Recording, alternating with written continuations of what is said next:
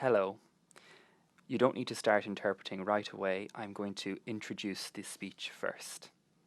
This speech is about public transport, the differences in public transport services in rural and urban areas, and some initiatives that have been taken in the public transport sector recently. I'm going to start the speech now. Ladies and gentlemen, I come from a very rural place in the west of Ireland, and although I live in Brussels now, I know what it feels like to be cut off, depending on almost non-existent bus services. The moral of the story is that I learned to drive as soon as I was old enough, and I passed my driving test a few years ago. But is this ideal? No. If we want to be carbon neutral by 2050, or 50 to 55% rather, of the way there by 2030, well, we have our work cut out for us. We cannot continue to have so many cars on our roads, creating so much pollution and congestion. On the other hand, is having a car practical though? Yes. Well, it certainly is in the west of Ireland, and I'm sure this is the case in many other regions in Europe too. Not having a car can be a major handicap in rural communities that are poorly serviced by public transport, with one bus passing through once a day, stopping in every hamlet from here to Timbuktu. Unfortunately, I'm not going to give you a speech on flawless public transport services in rural communities. I'd say they're about as rare as hen's teeth. In Ireland's case, they are anyway. The sad reality is, however, that all of these cars that are essential for life in the countryside, well, they certainly are not environmentally friendly, whereas public transport is more sustainable. Public transport needs to be a big part of our future if we want to clean up our act and bring pollution levels down. With that in mind, I would like to mention a few examples of positive public transport initiatives, both economically and socially, that have been taken in various places to try and encourage those keen petrol heads to leave their cars behind. Firstly, there's Tallinn, the capital of Estonia. Since 2013, public transport has been free there for residents of the city. They held a public referendum prior to this, and 75% of voters voted in favour of having free public transport. Tallinn was the first European capital to bring in free public transport. Luxembourg has followed suit, and no harm, seeing as just about everything else there seems to cost about an arm and a leg.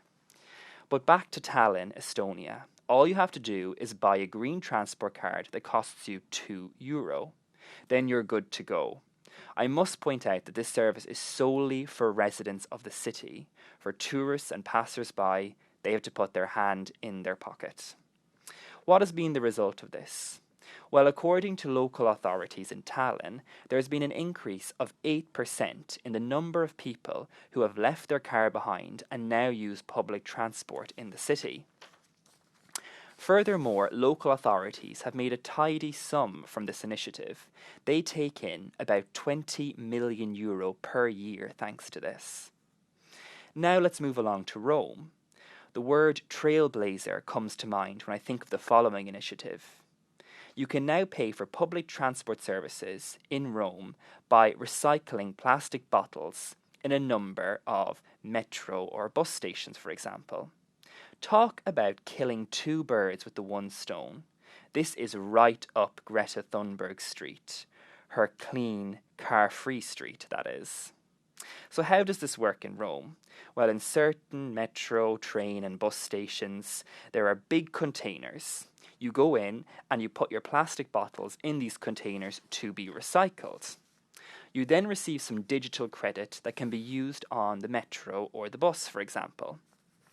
So if you manage to build up, let's say, 50 bottles, you'll have built up more than enough for a free trip, and you will have saved yourself some cash. According to local authorities in Rome, this initiative has been very well received. People appreciate the modus operandi, and in general, the authorities are aiming to expand this service to even more stations in Rome in the future. Like Rome, some cities in Latin America merit praise for their laudable approach when it comes to safety and public transport. Safety for women. In many Latin American cities, a high percentage of women feel unsafe in their communities. Gender-based violence is ubiquitous in this part of the world.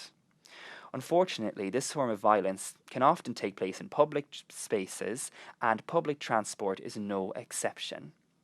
Touching, staring, intimidation, taking videos, groping, women often feel vulnerable on public transport in some Latin American cities.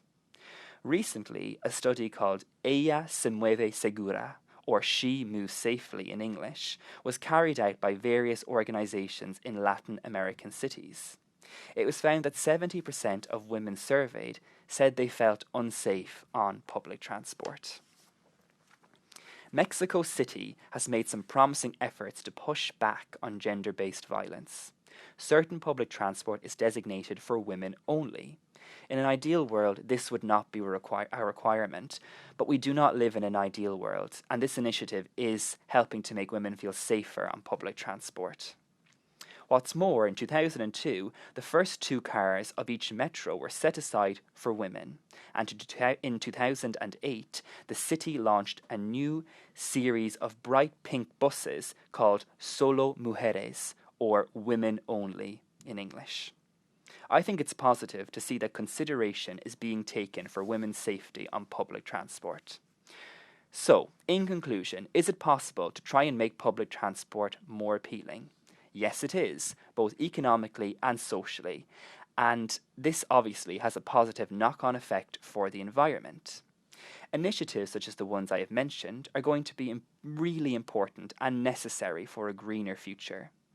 Can such initiatives be put in place back in the west of Ireland and in other remote rural areas? Well, nothing is impossible. At the end of the day, it is our governing bodies that hold the purse strings, and I feel that investing in public transport in both urban and rural communities should be a priority. Thank you.